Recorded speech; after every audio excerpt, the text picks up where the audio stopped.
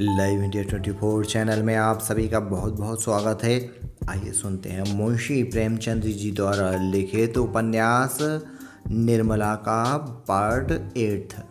मसाराम को सांप लटकाए आते देखा तो सहसा उनके मुंह से चीख निकल पड़ी, मगर फिर संभल गए और बोले, मैं तो आ ही रहा था, तुमने क्यों जल्दी की, दे दो कोई फेंक आए। यह कहकर बहादुरी के साथ रुक्मणी के कमरे के द्वार पर जाकर खड़े हो गए और कमरे को खूब देखभाल कर मूंछों पर ताव देते हुए निर्मला के पास जाकर बोले, मैं जब तक आऊं जाऊं मंशाराम ने मार डाला। बेसमझ लड़का डंडा लेकर दौड़ पड़ा। सांप हमेशा भाले से मारना चाहिए, यही तो लड़कों में ऐब है।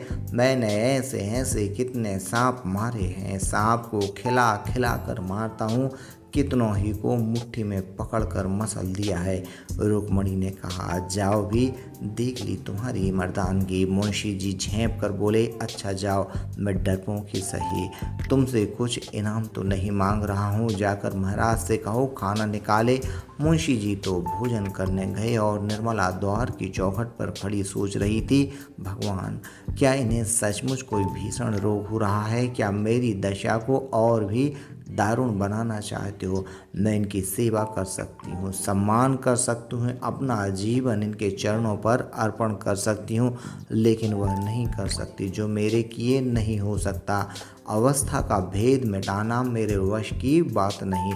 आखिर यह मुझसे क्या चाहते हैं? समझ गई। आह, यह बात पहले ही नहीं समझती थी, नहीं तो इनको क्यों इतनी तपस्या करनी पड़ती, इतने स्वांग भरने पड़ते। उस दिन से निर्मला का रंग ढंग बदलने लगा। उसने अपने को कर्तव्य पर मिटा देने का निश्चय कर लिया। अब तक नैराश्य के संताप में उसने कर्तव्य पर ध्यान ही न दिया था। उसके हृदय में विलवप की ज्वाला सी दहकती रहती थी, जिसकी असहनीय वेदना ने उसे संज्ञाहीन सा कर रखा था। अब उस वेदना का वेग शांत होने लगा। उसे ज्ञात हुआ कि मेरे लिए जीवन का कोई आनंद नहीं, उसका स्वप्न देखकर क्यों इस जीवन को नष्ट करूं? संसार में सब के सब प्राणी सुख सेज ही पर तो नहीं सोते, मैं भी उन्हीं अभागों में हूँ। मुझे भी विधाता ने दुख की गठरी ढेने के लिए चुना है। अब बोझ सिर से उतर नहीं सकता, उसे फेंकना भी नहीं चाहती तो नहीं फेंक सकती। उस कठिन भार से चाहे आंखों में अंधेरा छा जाए, चाहे गर्दन टूटने लगे, चाहे पैर उठाना दुस्तर हो जाए, लेकिन वह गठरी ढोनी ही पड़ेगी। उम्र भर का कैदी कहाँ तक रोएगा? रोए भी तो कौन देखता है? किसे उस पर दया आती है? रोने से काम से हर्ज होने के कारण उसे और यातनाएं ही तो सहनी पड़ती हैं। दूसरे दिन वकील साहब कचहरी से आए तो देखा निर्मला की साहस्य मूर्ति उसके कमरे के द्वार पर खड़ी है। वह अनिध्य छवि देखकर उनकी आंखें तृप्त हो गईं। आज बहुत दिनों के बाद उन्हें यह कमल खिला हुआ दिखाई दिया। कमरे में एक बड़ा सा आईना दीवार में लटका हुआ था, उस पर एक पर्दा पड़ा रहता था। आज उसका पर्दा उठा हुआ था। वकील साहब ने कमरे के में कदम रखा तो शीशे पर निगाह पड़ी। अपनी सूरत साफ साफ दिखाई दी। उनके हृदय में चोट सी लग गई। दिन भर के परिश्रम से मुख की कांति मलिन हो गई थी। भांति भांति के पौष्टिक पदार्थ खाने पर भी गालों की झुर्रियाँ साफ दिखाई दे रही थीं। तौंद कसी होने पर भी किसी महजूर घोड़े की भांति बाहर निकली हुई थी। आईने के ही तो सामने, किंतु दूसरी ओर ताकती हुई निर्मला भी खड़ी हुई थी। दोनों सूरतों में कितना अंतर था! एक रत्न जड़ित विशाल भवन, दूसरा टूटा फूटा खंडर। वह उस आईने की ओर न देख सके। अपनी यह हीन अवस्था उनके लिए असहनीय थी। वह आईने के सामने से हट गए। उन्हें अपनी ही सूरत से घृणा होने लगी। फिर इस रूपवती कामनी को उनसे घृणा करना कोई आश्चर्य की बात न थी। निर्मला की ओर ताकने का भी उन्हें साहस न हुआ। उसकी यह अनुपम छवि उनके हृदय में शूल बन गई।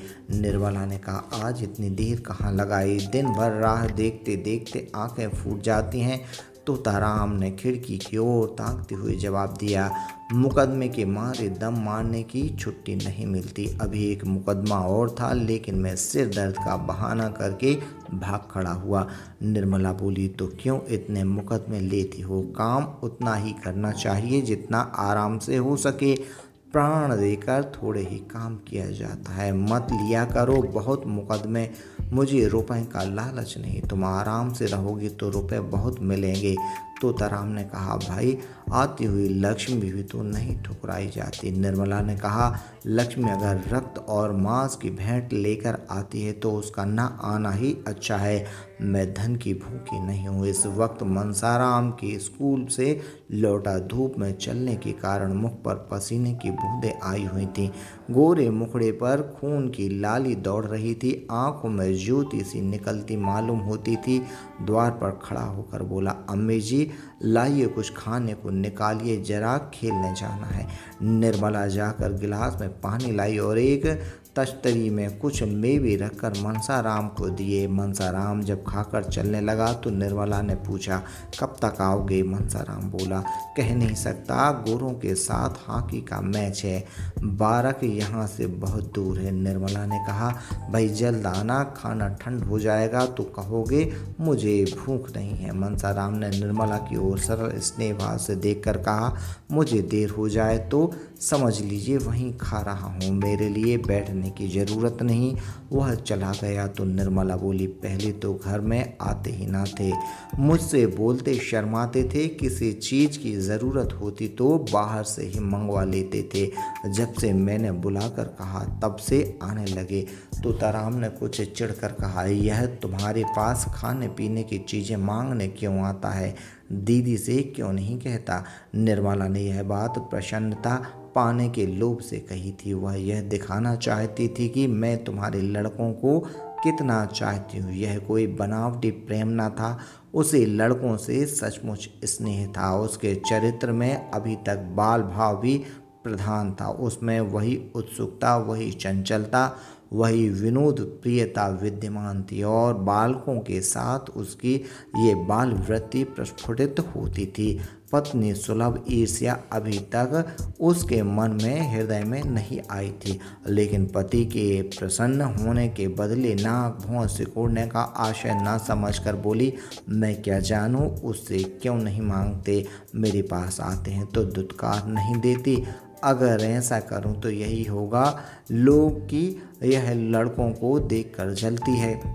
मुंशी जी ने उसका कुछ जवाब न दिया, लेकिन आज उन्होंने मुवक्किलों से बातें नहीं की, सीधे मनसाराम के पास गए और उसका इम्तिहान लेने लगे। यह जीवन में पहला ही अवसर था कि उन्होंने मनसाराम या और किसी लड़के की शिक्षा उन्नति के विषय में इतनी दिलचस्पी दिखाई थी।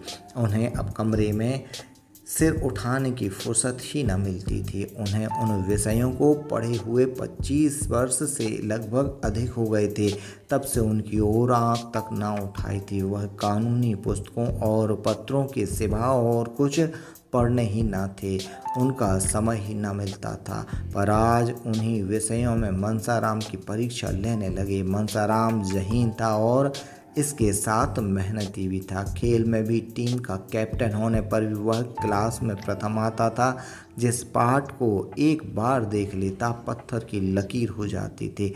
मुंशी जी को उतावली में ऐसे मार्मिक प्रश्न तो सूझे नहीं, जिनके उत्तर देने में चतुर लड़के को भी कुछ सोचना पड़ता, और ऊपरी प्रश्नों को गंगाराम ने चुटकियों में उड़ा दिया। कोई सिपाही अपने शत्रु पर वार खाली जाते देखकर जैसे झल्ला झल्ला कर और भी तेजी से वार करता है, उसी भांति मनसाराम ने जवाबों को सुन सुनकर वकील साहब भी झल्लाने लगे।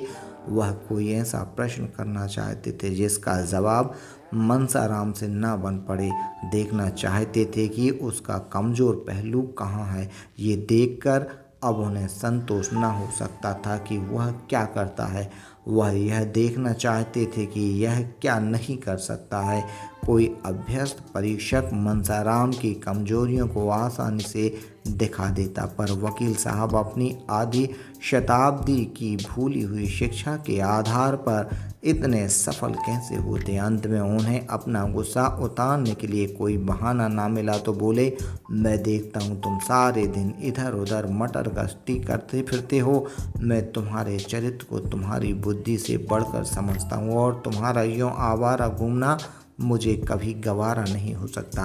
मनसाराम ने निर्भीकता से कहा, मैं शाम को 1 घंटे खेलने के लिए जाने के सिवा दिन भर कहीं नहीं जाता। आप अम्मा या बुआ जी से पूछ लें, मुझे खुद इस तरह घूमना पसंद नहीं। हाँ, खेलने के लिए हेडमास्टर साहब आग्रह करके बुलाते हैं तो मजबूरन जाना पड़ता है। अगर आपको मेरा खेलने जाना पसंद नहीं है तो कल से ना जाऊंगा। मुंशी जी ने देखा कि बातें दूसरे ही रुख पर जा रही हैं तो तीव्र स्वर में बोले, मुझे इस बात का इत्मीनान क्यों कर हो कि खेलने के सिवा कहीं नहीं घूमते जाते। मैं बराबर शिकायतें सुनता हूँ। मनसाराम ने उत्तेजित होकर कहा कि महाशय ने आपसे यह शिकायत की है, जरा मैं भी तो सुनूं। वकील साहब बोले, कोई हो, इसमें तुमसे कोई मतलब नहीं। तुम्हें इतना विश्वास होना चाहिए कि मैं झूठ आक्षेप नहीं करता। मनसाराम बोला, अगर मेरे सामने कोई आकर कह दे कि मैंने इन्हें कहीं घूमते देखा है तो मैं न दिखाऊं। वकील साहब ने कहा, किसी को ऐसी क्या गरज पड़ी है कि तुम्हारे मुंह पर तुम्हारी शिकायत करे और तुमसे बैर मोल ले। तुम अपने 2-4 साथियों को लेकर उसके घर पर खपरेल फोड़ते फिरोगे। मुझसे इस किस्म की शिकायत एक आदमी ने नहीं, कई आदमियों ने की है और कोई वजह नहीं है कि मैं अपने दोस्तों की बात पर विश्वास ना करूं। मैं चाहता हूं कि तुम स्कूल ही में रहा करो। मनसाराम ने मुंह गिराकर कहा, मुझे वहां रहने में कोई आपत्ति नहीं है, जब से कहिए चला जाऊं। वकील साहब बोले, तुमने मुंह क्यों लटका लिया? क्या वहाँ अच्छा नहीं लगता? ऐसा मालूम होता है मानो वहाँ जाने के वजह से तुम्हारी नानी मरी जा रही है। आखिर बात क्या है? वहाँ तुम्हें क्या तकलीफ होती है? मनसाराम छात्रालय में रहने के लिए उत्सुक नहीं था, लेकिन जब मुंशी जी ने यही बात कह दी और इसका कारण पूछा तो वह अपनी झेप मिटाने के लिए प्रश्नचित्त होकर बोला, मुँह क्यों लटकाऊं? मेरे लिए जैसे घर वैसा बोर्डिंग हाउस, तकलीफ भी कोई नहीं और हो तो उसे सह सकता हूँ। मैं कल से चला जाऊँगा। हाँ, अगर जगह न खाली हुई तो मजबूरी है। मुंशी जी वकील थे, समझ गए कि यह लौंडा कोई ऐसा बहाना ढूंढ रहा है जिसमें मुझे वहाँ जाना भी न पड़े और कोई इल्ज़ाम भी सिर पर न आए। बोले, सब लड़कों के लिए जगह है, तुम्हारे लिए जगह न होगी? मनसाराम ने कहा, कितने ही लड़कों को जगह नहीं मिली और वे बाहर किराए के मकानों में पड़े हुए हैं। अभी बोर्डिंग हाउस में एक लड़की का नाम कट गया था तो 50 अर्जियां उस जगह के लिए आई थीं। वकील साहब ने ज़्यादा तर्क वितर्क करना उचित नहीं समझा। मनसाराम को कल तैयार रहने की आज्ञा देकर अपनी बग्गी तैयार कराई और सैर करने चले गए। इधर कुछ दिनों से वह शाम को प्रायः सैर करने चले जाया करते थे। किसी अनुभवी प्राणी ने बतलाया था कि दीर्घ जीवन के लिए इससे बढ़कर कोई मंत्र नहीं है। इनके जाने के बाद मनसाराम आकर रुक्मणी से बोला, बुआ जी, बाबूजी ने मुझे कल से स्कूल ही में रहने को कहा है। रुक्मणी ने विस्मित होकर पूछा, क्यों? मनसाराम बोले, मैं क्या जानूं। कहने लगे कि तुम यहाँ आवारों की तरह इधर उधर फिरा करते हो। रुक्मणी बोली, तूने कहा नहीं कि मैं कहीं नहीं जाता। मनसाराम बोला, कहा तो क्यों नहीं, मगर वह जब माने भी। रुक्मणी ने कहा, तुम्हारी नई अम्मी जी की कृपा होगी और क्या? मनसाराम बोला, नहीं बुआ जी, मुझे उन पर संदेह नहीं हुआ। बेचारी भूल से भी कभी कुछ ना कहती। कोई चीज़ मांगने जाता हूँ तो तुरंत उठाकर दे देती हैं। रुक्मणी झल्लाती हुई निर्मला के पास जा पहुँची। उसे आड़े हाथों लेने का, कांटों में घसीटने का, तानों से छेदने का, रुलाने का सुअवसर वह हाथ से न जाने देना चाहती थी। निर्मला उनका आदर करती थी, उनसे दबती थी, उनकी बातों का जवाब तक न देती थी। वह चाहती थी कि यह सिखावन की बातें कहे, जहाँ मैं भूल वहाँ सुधारें, सब कामों की देख रेख करती रहें, पर रुक्मणी उससे तनी हुई रहती थी। निर्मला चारपाई पर उठकर बोली, आइए दीदी बैठिए। रुक्मणी ने खड़ी खड़ी कहा, मैं पूछती हूँ कि क्या तुम सबको घर से निकाल कर अकेले ही रहना चाहती हो? निर्मला ने कातर भाव से कहा, क्या हुआ दीदी, मैंने तो किसी से कुछ नहीं कहा। रुक्मणी बोली, मनसाराम को घर से निकाले देती हो, तिस पर कहती हो मैंने तो किसी से कुछ नहीं कहा, क्या तुमसे इतना भी नहीं देखा जाता? निर्मला ने कहा, दीदी जी तुम्हारे चरणों को छू कर कहती हूँ, मुझे कुछ नहीं मालूम, मेरी आंख फूट जाए अगर उसके विषय में मुंह तक खोला हो। रुक्मणी बोले, क्यों व्यर्थ कसम खाती हो? अब तक तोताराम कभी लड़के से नहीं बोलते थे। एक हफ्ते के लिए मनसाराम ननिहाल चला गया था तो इतने घबराए कि खुद जाकर लिवा लाए। अब इसी मनसाराम को घर से निकाल कर स्कूल में रखे देते हैं। अगर लड़के का बाल भी बांका हुआ तो तुम जानोगी वह कहीं बाहर नहीं रहा। उसे न खाने की सुध रहती न पहनने की, जहाँ बैठता वहीं सो जाता। कहने को तो जवान हो गया पर स्वभाव बालकों सा है। स्कूल में उसकी मरण हो जाएगी, वहाँ किसे फिक्र है कि उसने खाना खाया कि नहीं, कहाँ कपड़े उतारे, कहाँ सो रहा। जब घर से कोई पूछने वाला नहीं तो बाहर कौन पूछेगा? मैंने तुम्हें चेता दिया, आगे तुम जानो तुम्हारा काम जाने। यह कहकर रुक्मणी वहाँ से चली गई। वकील साहब सैर करके लौटे तो निर्मला ने तुरंत इस विषय को छेड़ दिया। मनसाराम से अब वह आजकल थोड़ी अंग्रेजी पढ़ते थे, उसके चले जाने पर भी उसके पढ़ने का हरज ना होगा, दूसरा कौन पढ़ाएगा? वकील साहब को अब तक यह बात न मालूम थी। निर्मला ने सोचा था कि जब कुछ अभ्यास हो जाएगा तो वकील साहब को एक दिन अंग्रेजी में बातें करके चकित कर दूंगी। कुछ थोड़ा सा ज्ञान तो उसे अपने भाइयों से भी हो गया था। अब वह नियमित रूप से पढ़ रही थी। वकील साहब की छाती पर सांप सा लौट गया।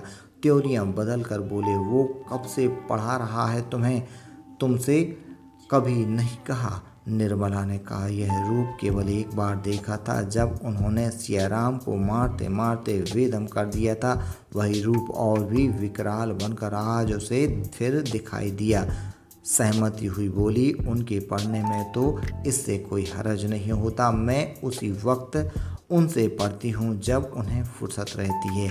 पूछ लेती हूँ कि तुम्हारा हरज होता हो तो मैं जाऊँ। बहुधा जब वह खेलने जाने लगते हैं तो 10 मिनट के लिए रोक लेती हूँ। मैं खुद चाहती हूँ कि उनका नुकसान ना हो। बात कुछ ना थी मगर वकील साहब हताश होकर चारपाई पर गिर पड़े और माथे पर हाथ रखकर चिंता में मग्न हो गए। उन्होंने जितना समझा था बात उससे कहीं अधिक बढ़ गई थी।